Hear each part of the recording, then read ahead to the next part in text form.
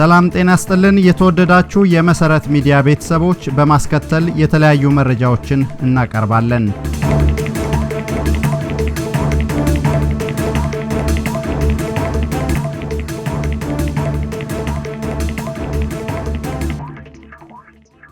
በቅድሚያ ርዕሶቹን የኢትዮጵያ የሰው ሀብት ልማት መገታቱንና የትምህርት ጥራት አሳሳቢ ደረጃ ላይ መድረሱን አንድ አዲስ የዓለም ባንክ ሪፖርት ጠቆመ። በውጫሌ ከተማ የሚገኙ ነዋሪዎች ልጆቻቸውን በዕጣ ለሚሊሻነት እንዲሰጡ መወሰኑን ተከትሎ በርካቶች አካባቢውን ለቀው እየተሰደዱ መሆኑ ተሰማ። የጠቅላይ ሚኒስትሩ አማካሪ ከፋና ሚዲያ ኮርፖሬሽን የቦርድ ሰብሳቢነት ተነሱ።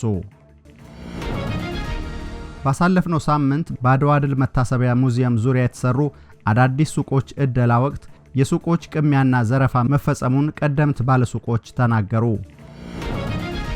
ከፍተኛ የጦር አዛዡ ወለጋ ውስጥ በተፈጸመ ጥቃት ሕይወታቸው ማለፉን ተከትሎ በአዲስ አበባ በወታደራዊ ስነ ስርዓት ቀብራቸው ተፈጸመ። የኢሃፓ ማዕከላዊ ኮሚቴ በመጪው ምርጫ ላይ መሳተፍ ወይም አለመሳተፍ በሚለው ጉዳይ ላይ ውሳኔ ማሳለፉ ታወቀ። አዳዲስ የዲጂታል አሰራሮች ላይ ከፍተኛ የመረጃ ደህንነት ስጋት በመኖሩ የዲያስፖራው ማህበረሰብ ጥንቃቄ እንዲያደርግ ማሳሰቢያ ተሰጠ።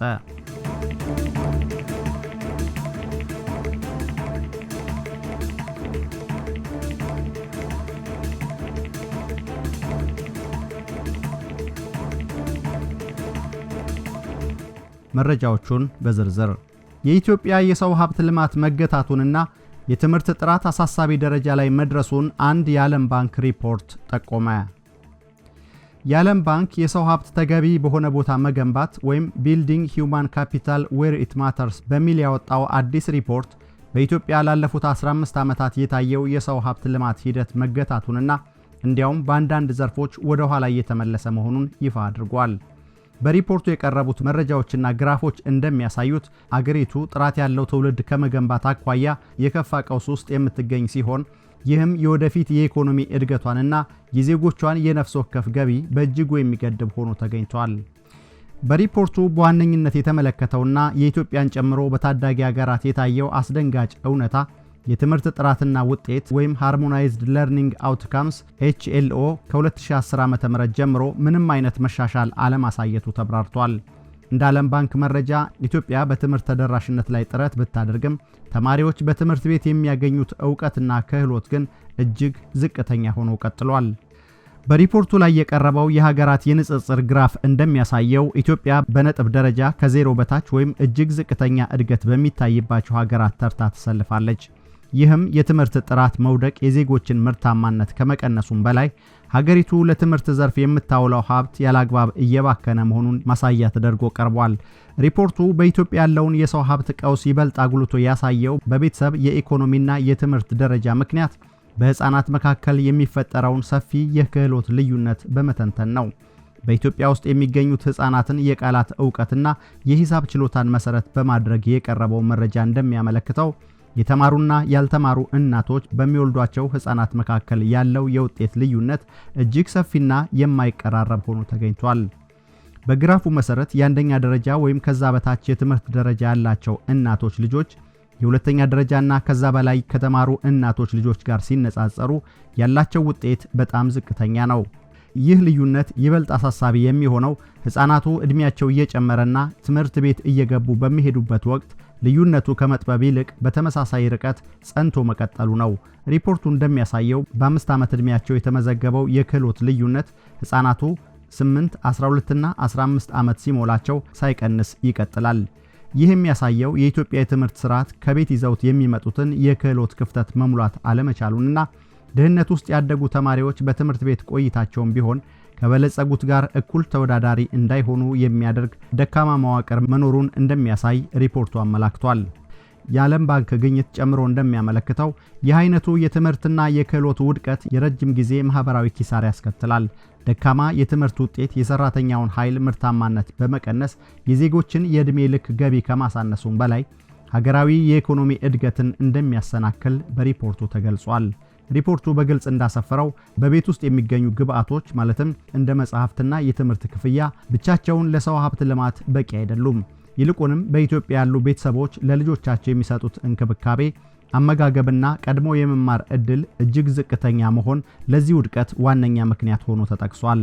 በመጨረሻም ሪፖርቱ የኢትዮጵያን ፖሊሲ አውጪዎች የሚሞግት ጠንካራ ነጥብ አስፍሯል። እስካሁን የነበረው ትኩረት በትምህርት ቤቶችና በጤና ጣቢያዎች ግንባታ ላይ ብቻ ያተኮረ መሆኑንና ይህም የሰው ሀብት ልማትን ለመታደግ እንዳልቻለ ይገልጻል። አሁን ባለው ሁኔታ በኢትዮጵያ የሚታየው የትምህርት ጥራት መውደቅ፣ የክህሎት ክፍተት ሀገሪቱ ለወደፊት በዓለም አቀፍ ደረጃ ተወዳዳሪ የሚሆን የሰው ኃይል እንዳይኖራት እያደረገ ነው። ይህ መገታትና ወደ ኋላ መመለስ በአስቸኳይ በማህበራዊ ለውጥ ካልታገዘ የኢትዮጵያ የሰው ሀብት ልማት ከከፋ ድህነትና ከማያቋርጥ የኢኮኖሚ መቀጨጭ ሊወጣ አይችልም ሲል ሪፖርቱ አስጠንቅቋል።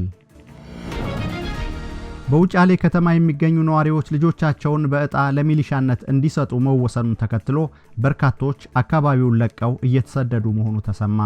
ዕጣ የደረሳቸውና ወደ ውትድርና መግባት ያልፈለጉ በርካታ ሰዎች ቤተሰቦቻቸውንና ንብረታቸውን ጥለው ከአካባቢው በመሰወር ላይ ናቸው።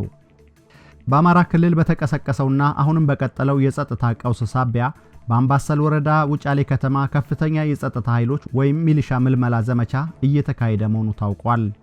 ይህ የምልመላ እንቅስቃሴ በክልል ውስጥ ከሚንቀሳቀሱ የፋኖ ታጣቂዎች ጋር እየተደረገ ላለው ግጭት ተጨማሪ ኃይል ለማሰባሰብ ያለመ እንደሆነ ተገልጿል። ይህን አስመልክቶ ለመሰረት ሚዲያ ከስፍራው የደረሱ መረጃዎች እንደሚያመለክቱት ባለፈው መጋቢት 23 ቀን በአምባሰል ወረዳ ውጫሌ ከተማ ትልቅ የህዝብ ውይይት ተደርጎ ነበር።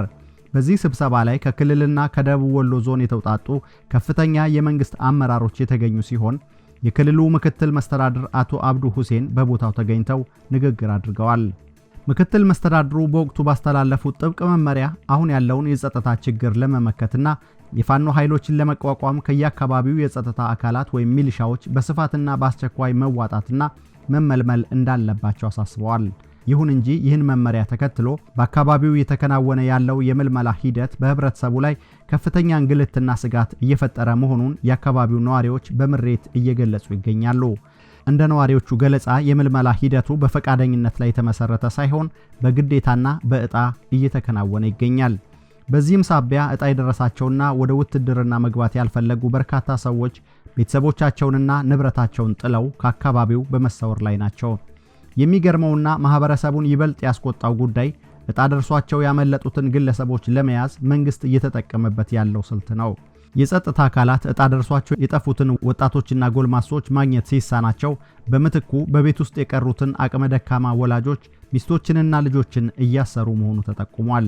ከዚህም አልፎ ግለሰቦቹ የሚተዳደሩባቸውን የንግድ ድርጅቶችና የሥራ ቦታዎችን በፖሊስና በጸጥታ ኃይሎች የማሸግ እርምጃ እየተወሰደ ይገኛል።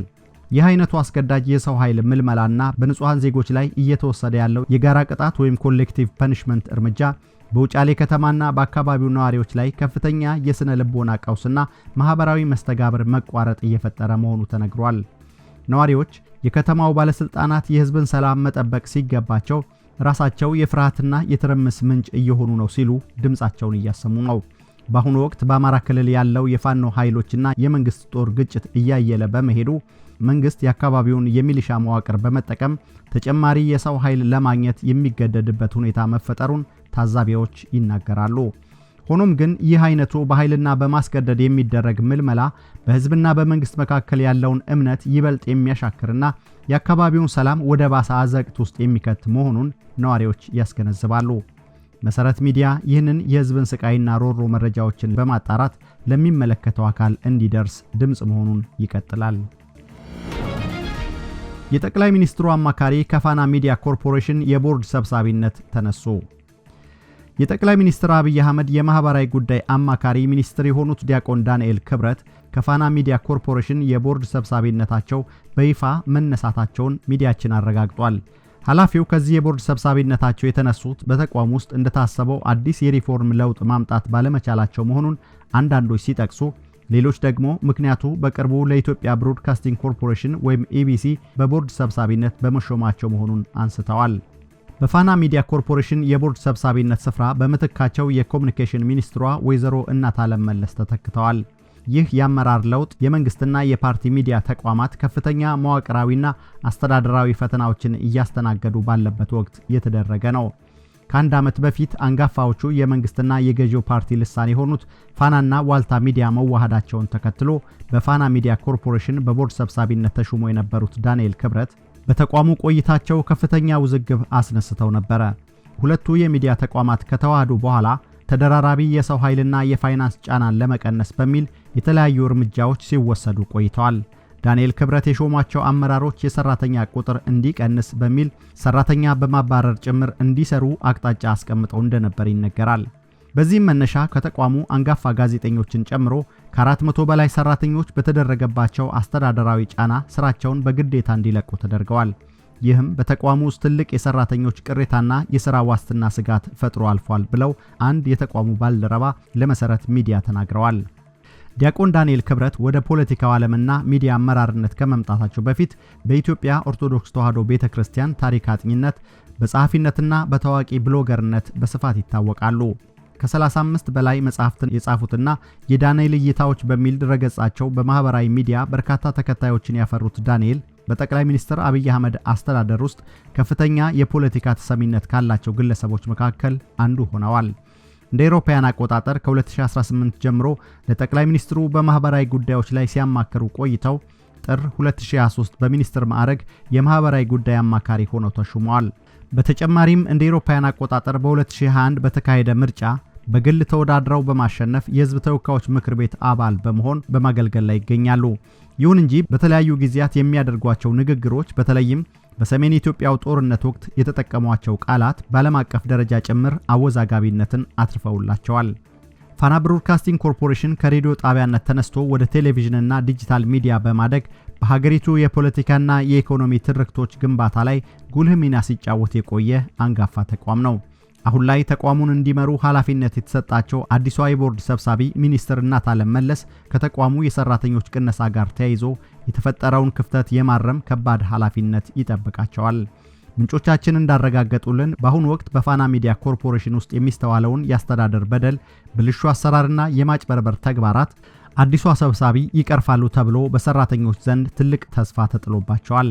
የሰራተኞቹ መጠነ ሰፊ ስንብትና ተቋሙን ያጋጠሙት የአስተዳደር ችግሮች አዲሷ ሰብሳቢ በአፋጣኝ ሊፈቷቸው የሚገቡ አበይ ተግባሮች እንደሚሆኑ የውስጥ አዋቂዎች ይገልጻሉ። ባሳለፍነው ሳምንት በአድዋ ድል መታሰቢያ ሙዚየም ዙሪያ በተሰሩ አዳዲስ ሱቆች ዕደላ ወቅት የሱቆች ቅሚያና ዘረፋ መፈጸሙን ቀደምት ባለሱቆች ተናገሩ። የአዲስ አበባ ከተማ እምብርት ላይ በሚገኘው በአድዋ መታሰቢያ ሙዚየም ዙሪያና ልዩ ስሙ ዶሮ ማነቂያ እየተባለ በሚጠራው አካባቢ የተሰሩ አዳዲስ ሱቆች ዕደላን ተከትሎ ከፍተኛ የሆነ የሕዝብ ሀብት ዝርፊያ መፈጸሙንና የከተማው አስተዳደር ያወጣው መግለጫ አሳሳች መሆኑን የአካባቢው ነዋሪዎችና የዓይን እማኞች ለመሰረት ሚዲያ ተናግረዋል። አንዳንድ አስተያየት ሰጪዎች የከተማዋን ገጽታ ለመቀየር በሚል የተጀመረው የኮሪደር ልማት ፕሮጀክት በትክክልም አካባቢውን በብዙ መልኩ ቢቀይርም ለአንዳንዶች የዘረፋና የሕገወጥ ብልጽግና በር የከፈተ እንደሆነ፣ ለትክክለኛዎቹ ተፈናቃዮች ግን የእንግልትና የፍትህ መጓደል ማሳያ ሆኖ ማለፉን ይገልጻሉ። በአዲስ አበባ ከተማ አስተዳደር ፊት ለፊት በግልጽና በጠራራ ፀሐይ የተፈጸመው ይህ የሱቆች ዝርፊያ የከተማው አስተዳደር አመራሮች በታችኛው መዋቅር ላይ ምን ያህል የቁጥጥር ክፍተት እንዳለባቸው ወይም ሆን ተብሎ የተከናወነ የሙስና መረብ መኖሩን በግልጽ የሚያመለክት ክስተት ሆኖ አልፏል የሚሉት አንድ የአካባቢው ቀደምት ነጋዴ ናቸው። እንደሚታወቀው በ2016 ዓ.ም የኮሪደር ልማትና መልሶ ማልማት ስራን ምክንያት በማድረግ በዶሮ ማነቂያና በፒያሳ አካባቢ የሚገኙ በርካታ የንግድ ቤቶችና መኖሪያዎች መፍረሳቸው ይታወቃል። በወቅቱ መንግስት ባወጣው መመሪያና በገባው ቃል መሰረት ከስፍራው የተነሱ እያንዳንዱ የንግድ ቤት ባለቤቶች በህጋዊ መንገድ ተደራጅተው 25 ካሬ ሜትር የሚደርሳቸው መሆኑ በተደጋጋሚ ተነግሮ ነበር።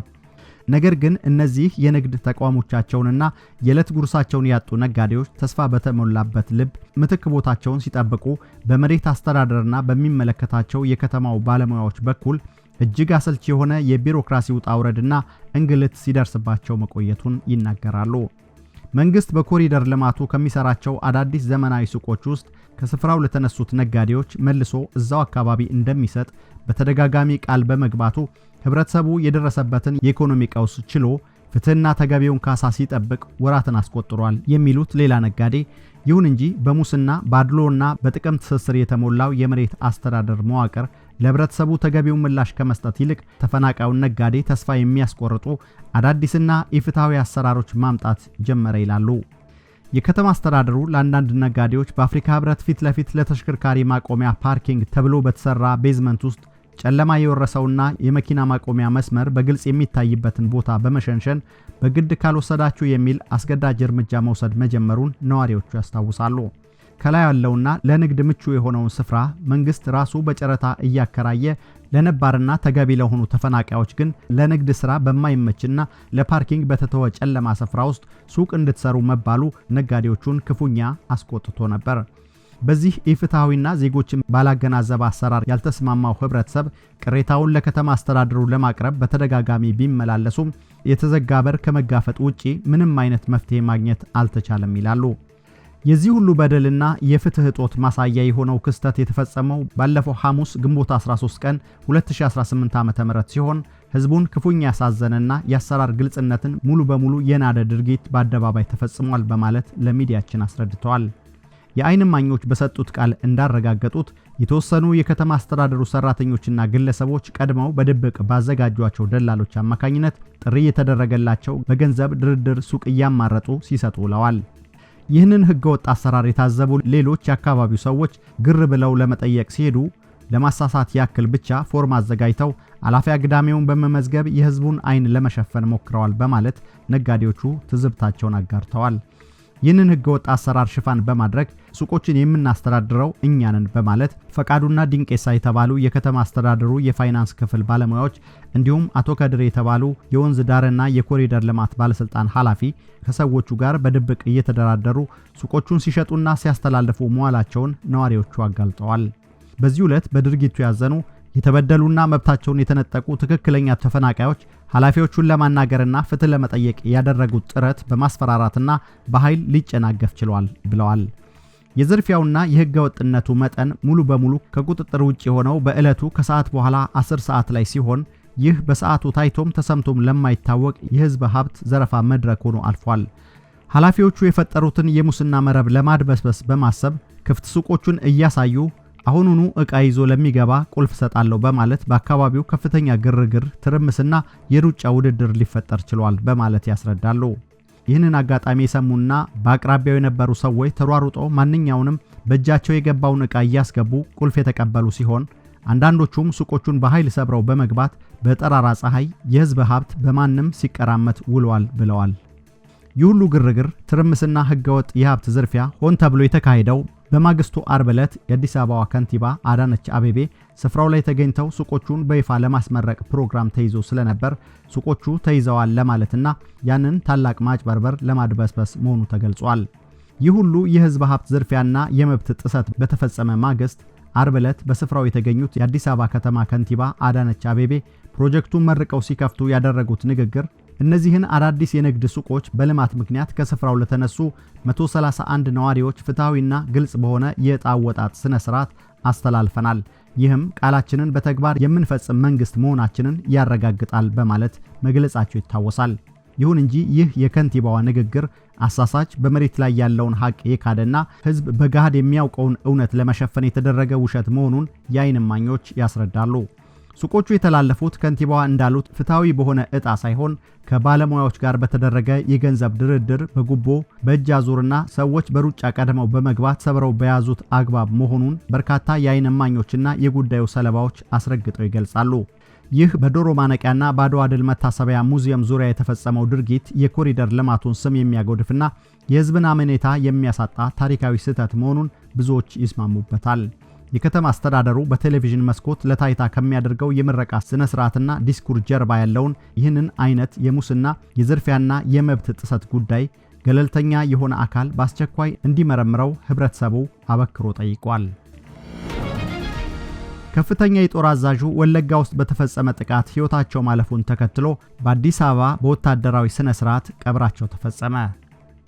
በምስራቅ ወለጋ በተፈጸመ የደፈጣ ጥቃት አንድ ከፍተኛ የመንግስት ሰራዊት የጦር አዛዥ ህይወታቸው ማለፉን ተከትሎ በአዲስ አበባ ከተማ በልዩ ወታደራዊ የቀብር ስነ ስርዓት በከፍተኛ ምስጢራዊነትና ጥበቃ ተፈጽሟል። ከፍተኛ የጦር ሹሙ ጥቃቱ ከመድረሱ 4 ቀናት ቀደም ብሎ ሰራዊቱ እየከፈለው ያለውን መስዋዕትነት በተመለከተ በሰራዊቱ የፌስቡክ ገጽ ላይ አስተያየት ሰጥተው ነበር። የሟቹን ማንነት መንግስት እስካሁን በይፋ ባይገልጽም የዓይን እማኞችና የውስጥ አዋቂዎች ለመሰረት ሚዲያ እንደተናገሩት በአዲስ አበባ መንበረ ጸባዖት ቅድስት ሥላሴ ቤተክርስቲያን ግንቦት 17 2018 ዓመተ ምህረት በከፍተኛ ወታደራዊ ጥበቃ በበርካታ የቪኤት መኪኖች አጃቢነትና ሙሉ የጦር ልብስ በለበሱ ከፍተኛ መኮንኖች ብቻ በተካሄደው የቀብር ስነ ስርዓት ላይ የተሸኙት በማዕከላዊ እዝ የህዳሴ ኮር ዋና አዛዥና የምክትል አዛዥነት ማዕረግ የነበራቸው ብርጋዴር ጀነራል አስናቀ አይተነው ናቸው። የብርጋዴር ጀነራሉን መገደል ያልተጠበቀ ያደረገው ክስተቱ ከመፈጸሙ 4 ቀናት በፊት ማለትም ግንቦት 12 2018 ዓ.ም በምስራቅ ወለጋ የግዳጅ ቀጠና በመገኘት ያስተላለፉት ጠንካራ መልእክት ነበር። በወቅቱ በመከላከያ ሰራዊት የዳሎል ማዕከላዊ እዝ ማህበራዊ ትስስር ገጽ ላይ በወጣው መረጃ መሰረት ጀነራል አስናቀ ጣና ክፍለ ጦር ለህዝብ ጥቅምና ለሀገር ክብር ራሳቸውን አሳልፉ የሰጡ የጀግኖች መገኛ ስብስብ መሆኑን አሞግሰው ነበር። አክለውም ሀገርን ለማፍረስ አልመው ተቀናጅተው እየሰሩ ያሉት ጽንፈኛው ፋኖና ሸኔ በማያዳግም ሁኔታ ለመደምሰስ በሚደረገው ወሳኝ ትግል ላይ ስኬታማ ድሎች እየተመዘገቡ እንደሚገኙ በጽኑ ተናግረው ነበር። የብርጋዴር ጀነራል አስናቀን ህይወት የቀጠፈው ይህ መጠነ ሰፊ ውጊያ የተካሄደው ግንቦት 16 ቀን 2018 ዓ.ም መነሻቸውን የምስራቅ ወለጋ ዞን መቀመጫ ከሆነችው ነቀምቴ ከተማ አድርገው ወደ ጊዳያና ወረዳ ሲንቀሳቀሱ በነበረበት ወቅት እንደነበር መሰረት ሚዲያ ሰምቷል። የማዕከላዊ እዝ ወታደሮችና ወታደራዊ አዛዦች ስትራቴጂካዊ ቦታ በሆነችው ዲቾ ተራራ ላይ ሲደርሱ በአካባቢው በሚንቀሳቀሱ ታጣቂዎች የደፈጣ ጥቃት እንደተፈጸመባቸው የእዙ የህዝብ ግንኙነት መምሪያ መረጃዎች ያሳያሉ። የዚህን የከፍተኛ የጦር ሹም መገደል ተከትሎ መንግስት ይፋዊ መግለጫ ከመስጠት ቢቆጠብም በአዲስ አበባ ከተማ የተከናወነው የቀብር ስነ ስርዓት ሁኔታ የጉዳዩን ክብደት በግልጽ የሚያሳይ ነበር። አስከሬናቸው ወደ አዲስ አበባ ከመጣ በኋላ በመንበረ ጸባዖት ቅድስት ሥላሴ ቤተክርስቲያን በተፈጸመው ስንብት ላይ እጅግ ከፍተኛ ቁጥር ያለው የመከላከያ ሰራዊት አባል የተገኘ ሲሆን አካባቢው በከፍተኛ የጸጥታ አካላት ተከቦ ውሏል። በአካባቢው የነበሩ የዓይን እማኞች እንደገለጹት ከሆነ ወደ ቤተክርስቲያኑ የሚወስደው መንገድ ሙሉ በሙሉ ከ1 ሰዓት በላይ ተዘግቶ የነበረ ሲሆን የቀብሩ ታዳሚዎች ከሞላ ጎደል ሙሉ በሙሉ የመከላከያ ልብስ የለበሱና በዘመናዊ ቪኤት ተሽከርካሪ የታጀቡ ነበሩ። ይህ ክስተት በወለጋው ግንባር ያለው ጦርነት ምን ያህል ውስብስብና ከፍተኛ መስዋዕትነት እየጠየቀ ያለ መሆኑን በግልጽ የሚያመላክት ሆኗል። የኢህአፓ ማዕከላዊ ኮሚቴ በመጪው ምርጫ ላይ መሳተፍ ወይም አለመሳተፍ በሚለው ጉዳይ ውሳኔ ማስተላለፉ ታወቀ። የኢትዮጵያ ሕዝባዊ አብዮታዊ ፓርቲ ወይም ኢህአፓ ማዕከላዊ ኮሚቴ ቀናት በቀሩት አገራዊ ምርጫ ላይ መሳተፍ አለብን ወይስ የፖለቲካ እስረኞች ሳይፈቱ አንሳተፍም በሚለው ጉዳይ ላይ ብዙ ክርክር ሲያደርግ ቆይቷል። የኢህአፓ ፕሬዝዳንት አቶ አብርሃም ሃይማኖትና የፓርቲው ዋና ጸሐፊ ሲስተር ምስጥረ ስላሴ ታምራት በቅርቡ በቃሊቲ ማረሚያ ቤት በመገኘት በዚያ የሚገኙ የፖለቲካ እስረኞችን መጠየቃቸው ታውቋል። ጥየቃውን ተከትሎ ፓርቲው በምርጫው ለመሳተፍ መወሰኑን የመሰረት ሚዲያ ምንጮች አረጋግጠዋል። ይህን ውሳኔ ተከትሎ በፓርቲው ከፍተኛ አመራሮች መካከል የፖለቲካ አቋም ልዩነት የተፈጠረ ሲሆን የፓርቲው የህዝብ ግንኙነት ኃላፊ ራሳቸውን ከኃላፊነት እንዳገለሉ ታውቋል። የፓርቲው ማዕከላዊ ኮሚቴ አስቸኳይ ስብሰባ በማድረግ በምርጫው ለመሳተፍ የወሰነው ከዚሁ የእስረኞች ጥየቃ ጋር በተያያዘ ወቅት መሆኑ ተገልጿል። በሀገሪቱ አንጋፋ ከሚባሉት የፖለቲካ ፓርቲዎች አንዱ የሆነው ኢህአፓ በቀጣዩ ሀገራዊ ምርጫ ዙሪያ ሲያራምድ የነበረውን አቋም በድንገት መቀየሩ የብዙዎችን ትኩረት ስቧል። ፓርቲው ከዚህ ቀደም ለብሔራዊ ምርጫ ቦርድና ለመንግስት የተለያዩ ቅድመ ሁኔታዎችን ሲያቀርብ መቆየቱ ይታወሳል። በተለይም መንግስት በስር ላይ የሚገኙ የፖለቲካ እስረኞችን ካልፈታ በአማራ ክልልና በሌሎች የሀገሪቱ ክፍሎች እየተካሄደ ያለውን ጦርነት በአፋጣኝ ካላቆመ እንዲሁም ታጥቀው ከሚንቀሳቀሱ ኃይሎች ጋር እውነተኛ የሰላም ድርድር ካላደረገ በምርጫው እንደማይሳተፍ በይፋ ሲገልጽ ቆይቷል። በተጨማሪም ለህዝቡ የተገቡ ፖለቲካዊና ዲሞክራሲያዊ ቃሎች መከበር እንዳለባቸውና የፖለቲካ ምህዳሩ ነፃ መሆን እንዳለበት አጥብቆ ሲጠይቅ ነበር። ይሁን እንጂ ማዕከላዊ ኮሚቴው ሰሞኑን ባደረገው ስብሰባ እነዚህ ከላይ የተጠቀሱት ቅድመ ሁኔታዎች ሳይሟሉ በምርጫው ሂደት ውስጥ ተሳታፊ ለመሆን ወስኗል። ይህ የማዕከላዊ ኮሚቴው አዲስ የአቋም ለውጥ በፓርቲው ውስጥ ከፍተኛ ልዩነትን አስከትሏል። የኢህአፓ የህዝብ ግንኙነት ኃላፊ የሆኑት አቶ ይስሐቅ ወልዳይ ፓርቲው ያሳለፈውን በምርጫ የመሳተፍ ውሳኔ በመቃወም ከኃላፊነታቸው ራሳቸውን አግልለዋል።